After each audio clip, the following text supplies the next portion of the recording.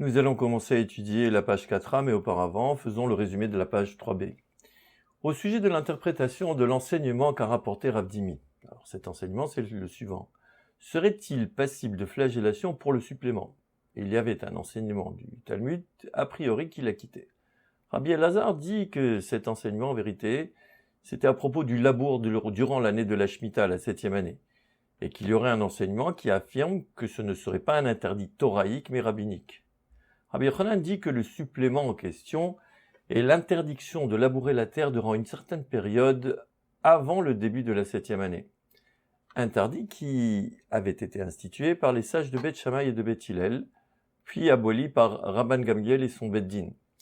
La Gemara nous explique que bien qu'un Beth Din postérieur ne peut abolir ce qu'un Beth Din précédent a établi, à moins qu'il ne soit supérieur à celui qui l'a précédé en sagesse et en nombre, dans ce cas précis, le Beth Din précédent aurait autorisé l'abolition de cette règle par le Beth Din ultérieur s'il le souhaitait.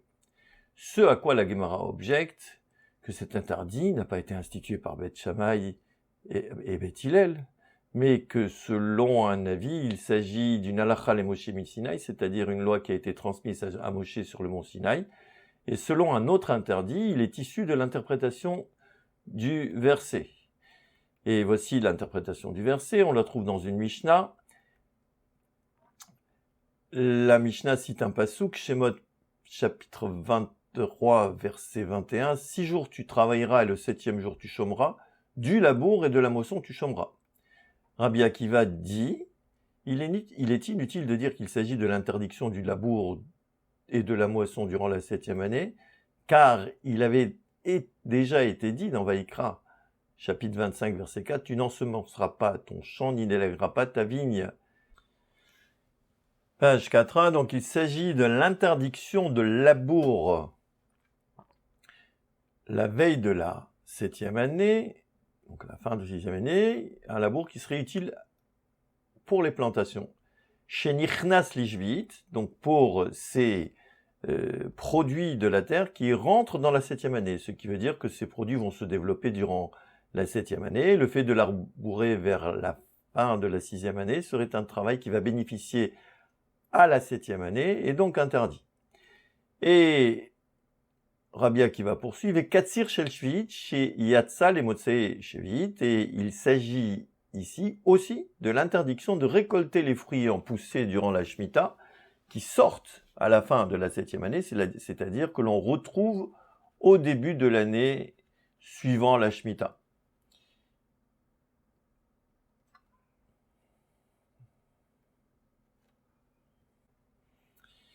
Ceci est l'avis de Rabbi Akiva. Rabbi Ishmael Omer, Ma Harish Reshut, Af Katsir Reshut, Yatsa Katsira Omer, Shehi Mitzvah. Rabbi Ishmael dit qu'il s'agit en fait dans ce verset d'interdit qui concerne le Shabbat et non pas la 7e année.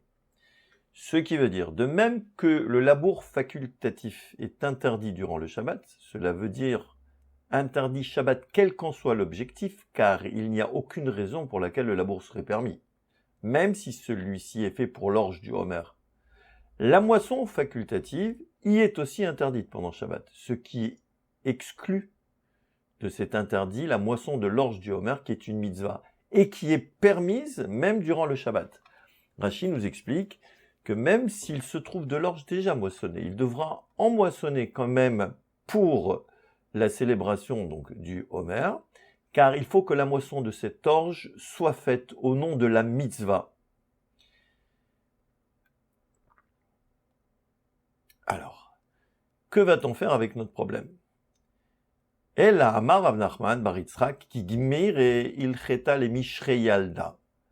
Krae le misar zkena. Rav Nachman, fils de Yitzhak, nous dit que la halakha le Moshe Sinaï vient permettre le labour pour les jeunes plants, et les versets que l'on a interprétés pour interdire le labour pour les arbres adultes. Et là, la Gemara va poser une question. Vekivan de hilcheta le mishrei yalda lav mimela zkena asira. Et puisque la halakha le Moshe Sinaï autorise le labour pour le bien de jeunes plants jusqu'à Rosh Hashanah, nous aurions automatiquement compris que ceci serait interdit pour les plants adultes. Rashi nous dit, pour les plants adultes, le labour sera interdit 30 jours avant Rosh Hashanah. Et Beth Shammai et Beth Hillel ont décrété que l'interdiction prendrait effet depuis Pessah et Shavuot. Donc le verset ne nous enseigne rien de nouveau. Ella hilcheta le Rabbi Ishmael ou krae le Rabbi Akiva. Donc la Gemara va nous donner une autre réponse. Mais Rabbi Ishmael considère cet interdit comme une halakha les Moshe Misinaï. Par contre, Rabbi Akiva l'apprend des versets. Rashi nous explique que Rabbi Ishmael interprète les versets d'une autre façon. C'est-à-dire pour exclure la moisson du Homer des travaux interdits le Shabbat. Ve Rabbi Yochanan amar Rabban Gamiel. Uvet dino mide oraita batil lehu. Maïtama gamar Shabbat mi Shabbat bereshit. Ma lehalan hi asura lefanea ulacharea mutarin. Afkan hi asura lefanea ulacharea mutarin. Et Rabbi Yochanan nous donne tout à fait une autre réponse. Pour expliquer le problème, comment est-il possible d'abolir une règle qui serait une halakha le Moshe Misinaï ou qui serait tirée d'un verset? Rabbi Yochanan nous dit, Rabban Gamliel et son Beth Din ont aboli la règle en s'appuyant sur la Torah. Quelle en est la raison? Ils l'ont appris par analogie, par Xera Shava, Shabbat du Shabbat hebdomadaire. C'est-à-dire, à propos de la 7e année, la Torah emploie le terme Shabbat, qui se retrouve aussi à propos du repos hebdomadaire, qui commémore le premier Shabbat de la création, durant lequel il est dit que Dieu se reposa. Alors, de la même manière que durant Shabbat Bereshit, il est interdit de faire tout travail durant ce jour même, mais qu'avant et après le Shabbat, il est permis de travailler. Ainsi aussi, en ce qui concerne la 7e année, il est interdit de faire tout travail de la terre durant l'année, mais il est permis de faire les travaux de la terre avant et après, ce qui revient à permettre de labourer la terre jusqu'à Rosh Hashanah de la 7e année et même dès le début de la 8e année. Matkif la Ravashi. Man de Amar ilcheta atia gzera shava akra ilcheta. Ravashi objecte. Mais pour celui qui dit que l'interdiction de labourer avant la 7e année est une halakha le Moshe Misinaï, une loi qui a été transmise à Moshe sur le mont Sinaï, une déduction par Xera Shava, par analogie, peut-elle abolir une halakha le Moshe Misinaï? Rashi nous explique qu'avec une Xera Shava qu'ils ont interprétée d'eux-mêmes, ils abolissent une halakha le Moshe Misinaï, mais personne ne peut déduire une Xera Shava de son propre chef. En vérité, une Xera Shava ne peut être appliquée que si le maître l'a lui-même reçue de son maître, et ainsi de suite jusqu'à Moshe Rabbeinu. Encore une question. Mande amar kra, tia Xera Shava akra kra. Et pour celui qui a dit que l'interdiction de labourer durant la 7e année était déduite d'un verset. Une Xera Shava peut-elle abolir un verset? Donc là, on a un problème. Et là, Amar Ravashi, Rabban Gamliel uvet dino savrela ke Rabbi Ishmael, de Amar ilcheta gmirela. Donc, la réponse nous est apportée par Ravashi, mais nous dit Ravashi, Rabban Gamliel et son Bédine pensent comme Rabbi Ishmael, qui a dit que l'interdiction de labourer à la fin de la 6e année, c'est-à-dire la période qui précède la 7e année, est une halakha le Moshe Misinaï. Vechigmire ilcheta bizman shebet amigdash kayam dum yadeni suchamaim aval bizman sheen bet amigdash kayam lo. Et cette halakha ne s'applique, là, cette halakha le Moshe Misinaï, que lorsque le Bet Amikdash est présent. Mais lorsque le Bet Amikdash n'est pas présent, non, cette halakha ne s'applique pas. Et donc, l'autorisation de labourer la terre avant la Shemitah et juste après la Shemitah est tout à fait valide, et que c'est déduit d'une halakha le Moshe Misinaï qui ne s'applique que lorsque le Bet Amikdash est présent. La Gemara poursuit en nous citant la Mishnah, va l'omime hagshamim ou mime hakilon. La Mishnah dit à propos de l'irrigation du Bet Hashlachim durant Chol HaMoed qu'il est permis de le faire à partir d'une source, mais pas à partir des eaux de pluie, ça veut dire à partir d'une citerne, ni des eaux récoltées par un kilon. Bishlama mekilon nikatichayetera, el amekshamim maitichaika.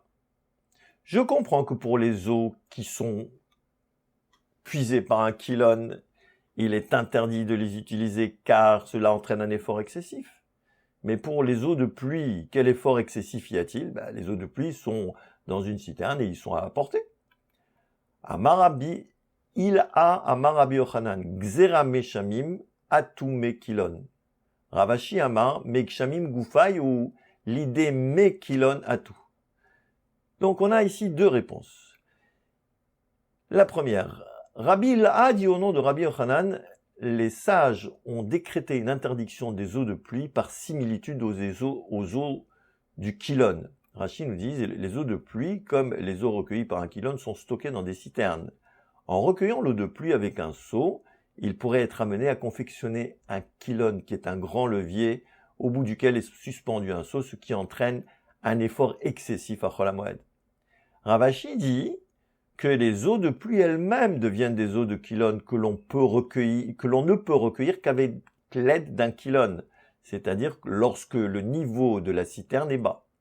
Quelle est la différence entre les deux avis? C'est-à-dire que pour Rabbi Ilha, même s'il n'y a pas de risque de baisse du niveau de l'eau, on interdit de les collecter à partir d'une citerne, de peur de confectionner un kilon. Alors que pour Ravashi, ce n'est que parce que le niveau risque de baisser en puisant et que l'on soit amené à utiliser un kilon qu'il est interdit d'irriguer avec de l'eau de pluie stockée dans une citerne. Alors que si le niveau ne risque pas de baisser, parce que par exemple il y a des pluies, ce serait autorisé. Vekami palgi, bidrabi zera da amar abizera amar rabba bar Yirmia, amar Shmuel, naharot hamoshrim mayim min haagamim mutar lehashkot mehem bechulo shel moed. Mar itle de Rabbi Zera, ou mar letle de Rabbi Zera. Leur controverse, la controverse de Rabbi Ilha et de Ravashi, est basée sur l'enseignement de Rabbi Zera. Rabbi Zera dit au nom de Rabba, fils de Yirmia, qu'il a rapporté au nom de Shmuel, il est permis d'irriguer les champs à partir des ruisseaux qui amènent l'eau des étangs. Rashi nous explique qu'à ce stade de la réflexion, on pourrait penser que Rabbi Zera permettrait l'irrigation même s'il y a un risque que l'étang s'assèche. Et il ne décrète pas que ce soit interdit de peur que si l'étang s'asséchait, il irait chercher de l'eau d'un autre cours d'eau, ce qui entraînerait un effort excessif. Ça, c'est ce que l'on pourrait penser actuellement. Et la Gemara va revenir sur ce sujet et l'étudier plus en détail. Goufa, Amar Rabbi Zera, Amar Rabba bar Yirmia, Amar Shmuel, Narot hamoshrim mayim min haagamim, mutar lehashkot mehem bechulo shel moed. Après avoir apporté l'avis de Rabbi Zera pour commenter la controverse entre Rabbi Ilha et Ravashi, la Gemara examine l'avis de Rabbi Zera. Examinons le sujet. Rabbi Zera dit au nom de Rabba, fils de Yirmia, qu'il a rapporté au nom de Shmuel, il est permis d'irriguer les champs à partir des ruisseaux qui amènent l'eau des étangs. Etive Rabbi Yirmia le Rabbi Zera, aval lo mime kshamim velo mime kilon. Question. Rabbi Yirmia a fait une objection à Rabbi Zera. Il est mentionné dans la Mishnah de Moed Katan, à la page 2a, et pas à partir de l'eau de pluie ou des eaux recueillies à l'aide d'un kilon. Rashi explique que l'on craint que le niveau baisse et que l'on soit contraint d'utiliser le kilon pour aller chercher de l'eau en profondeur dans la citerne. Réponse. Amar le Rabbi Yirmia, Beri, Hane agamim de bevavel kemaya de lopas kedamu. Il, Rabbi Zera, lui dit,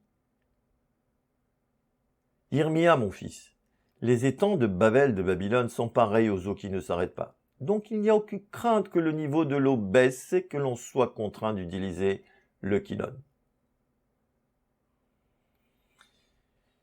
Tanu Rabbanan.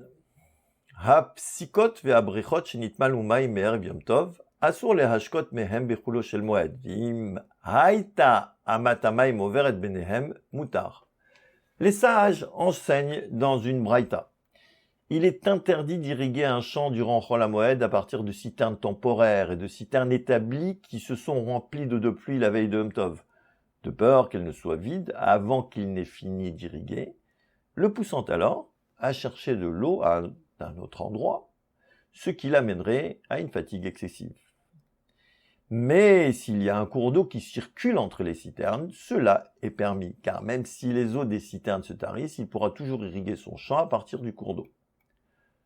Amar Rav Papa, Vehu sheruba shelota sade shota meota amatamaim. Rav Papa précise, il dit, ceci est permis que si la majorité de ce champ peut être irrigué en une seule fois, explique Rashi, à partir de ce cours d'eau.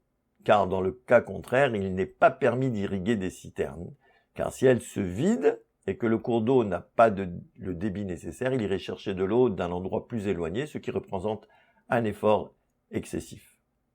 Ravashi amar af al pi she'en ruba shelo tasade shota, kivan deka mashcha ve'atia, me mara mari lo shatia lechad yoma, tishtelitre utlata yome. Ravashi dit, même si la majorité du champ ne peut être irrigué par ce cours d'eau en une seule fois, du moment qu'il s'écoule continuellement, il n'y a pas lieu de craindre qu'il aille chercher de l'eau ailleurs. Il se dit, s'il n'est pas irrigué en un jour, il le sera en 2 jours, en 3 jours.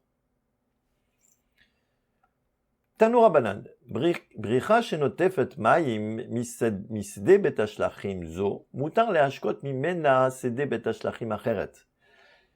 Les sages ont enseigné dans une braïta, une petite citerne qui reçoit de l'eau qui s'égoutte d'un bet hashlachim donné. Il sera permis d'irriguer à partir de cette dernière un autre bet hashlachim. Rashi nous dit, un bet hashlachim qui se trouve en hauteur, une source s'écoule à sa périphérie. De l'autre côté, donc, se trouve un bet hashlachim situé plus bas. Et dans celui-ci se trouve une petite citerne qui reçoit de l'eau qui s'y égoutte lors de l'irrigation du champ supérieur. Il sera permis d'irriguer le champ situé en bas à partir de cette citerne. Veha avida de Pascha, la Gemara pose une question, elle dit, mais celle-ci, en parlant de la citerne, risque de se vider de son eau, et l'on craint qu'il aille chercher de l'eau d'un autre endroit, ce qui entraînerait un effort excessif durant Chol HaMoed. Ce risque devrait faire interdire d'irriguer le champ d'en bas à partir de la citerne. Amar Rabbi Yirmiya, ve'adayin imetaftefet. Rabbi Yirmiya, il dit que l'on parle d'un cas où l'eau continue à s'égoutter. Il n'y a donc pas de risque que la citerne ne se vide. Amar Abaye, ve'hu shelo pasak ma'ayan rishon.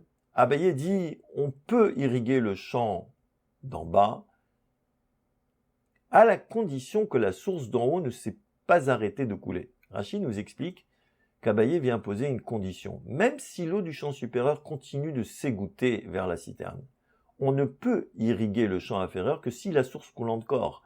Car, par contre, si la source ne coule plus, il est interdit d'irriguer le champ même si l'eau s'égoutte encore du champ supérieur. Tanya Rabbi Shimon ben Menassia Omer, shete arugot zo lemala mizo, lo yidle minatartona viyashke eta eliona. Yoter al ken amar Rabbi Elazar bar Shimon, afilu aruga achat, chetzia namour vechetzia gavoa, lo yidle mimakom namour viyashke lemakom gavoa. Une braïta nous enseigne, Rabbi Shimon, fils de Menassia, nous dit, s'il se trouve 2 plates-bandes l'une au-dessus de l'autre, il ne sera pas permis de puiser l'eau du ruisseau qui irrigue la plate-bande inférieure pour irriguer la plate-bande supérieure. En outre, Rabbi Elazar, fils de Shimon, dit, même s'il s'agit d'une seule plate-bande dont une moitié est située en bas et l'autre plus haut, il ne sera pas permis de puiser du ruisseau qui irrigue le niveau inférieur pour arroser le niveau supérieur, car cela serait un effort excessif. Et la Gemara continue à nous amener des règles tirées des Braïtot. Tanoura Banan, Madlin Yirakot Kedele Ochlan, Vim Bishvil Yafotan, Assour. Les sages enseignent dans une Braïta. Il est permis de puiser de l'eau pour arroser des végétaux en vue de les consommer durant Chol HaMoed. Rashi nous explique que le terme Madlin pourrait se comprendre comme puiser. Et on verra tout de suite pour quelles raisons on dit pourrait se comprendre. Mais si c'est pour les embellir, Rashi nous explique que cela signifie les faire pousser plus vite, cela est interdit. Et là, la Gemara va nous apporter ce qu'on appelle un maasé, c'est-à-dire nous raconter un récit qui s'est passé, et avec évidemment des lois que l'on peut tirer de ce récit. Ravina ve rabat osfa avukazle beocha, chazou leaou gavra de havadale davla bechula de moada. Amarle rabat osfa le ravina le temar le shamte. Amarle, vehatania madlin yirakot kedele ochlan. Amarle, mi savrat mai madlin maya. Ravina et Rabatosfa a marché le long d'un chemin, et ils virent un homme qui puisait de l'eau pour arroser des végétaux durant Chol HaMoed. Rabatosfa dit à Ravina que le maître l'excommunie, car il profane la sainteté de Chol HaMoed. Ravina, lui a dit, mais voici qu'une braïta enseigne qu'il est permis de madline, interprété comme puiser de l'eau, pour les végétaux afin de les consommer. Donc Rabatosfa lui dit, mais penses-tu que madline, ça veut dire puiser de l'eau? Maï, que signifie madline? La suite se trouve en vérité dans la page 4b. Pour Rabatosfa, madline signifie éclaircir, comme nous le verrons dans le prochain shiur.